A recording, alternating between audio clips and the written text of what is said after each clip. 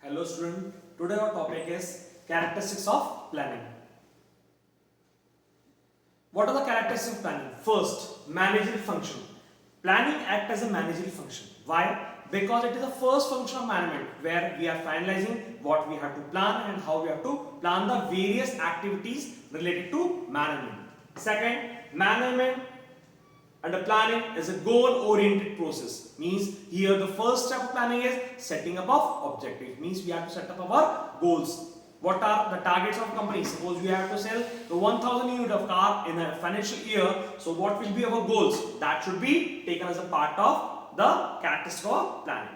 Third, pervasive. Planning is a pervasive function of management. Here the things are coming like that as per the demand of the management. Next, continuous activity. Planning is a continuous activity. It is going one by one, one by one, one by one. Means what I told previously, we have to sell 1000 cars in a financial year. But after completing that financial year, again the company is having a new target because it is a function. Planning, organizing, staffing, directing and controlling. After again controlling, the planning is coming. Means it is a continuous process. After controlling, we are again getting the planning for the new phase of the management. Next coming intellectual process. Here we are using our mind over here. It is an intellectual process. Planning is an intellectual process. As we know that this is a futuristic approach. What we have to think? We have to think in advance. So planning is an intellectual process. Futuristic approach. Right now we are living in this world in 2020. But what will be the futuristic approach? By 2025, almost you all will be graduate.